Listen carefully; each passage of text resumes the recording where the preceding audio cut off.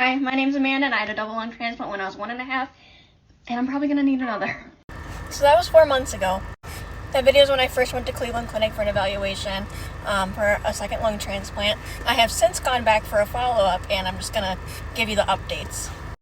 So since March, when I first went, I am now using O2 almost all the time. Back in March, I was only using it when I was walking around. Now I pretty much have it on 24/7, just because when I'm sitting, and especially when I'm talking, my O2 sats drop just below, like just right at the border of it being like an issue, or like right at the line where it would be an issue. I technically don't need it sitting, but I feel more comfortable. So we discussed that, and but other than that, I'm pretty stable, so we are still not listing me. However, there's some updates.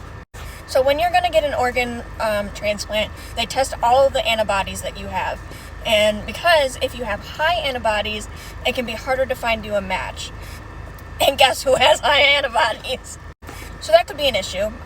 They obviously don't want to, when the time that it comes for me to be listed, they don't want me to be waiting a long time. So there's this thing, I guess they're called desensitization treatments. So that's what we're looking at next. The way I understand it is that there's multiple ways to go about desensitization.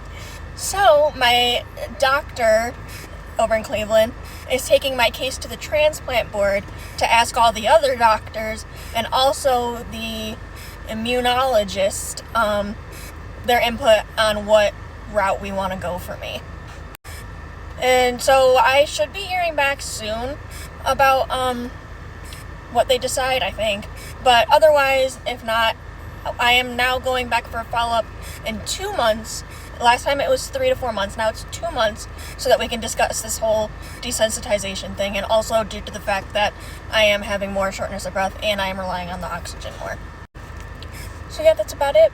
Go back in September, in the mid-September, so I will update you what they say. But otherwise, I want to start making more TikToks about all of this, because when I was first looking for like perspectives of people in chronic rejection for a lung transplant, there's not that many, and there's even less of people going through a second lung transplant regardless of the reason.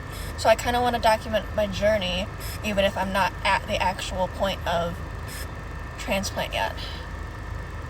But alright, see ya.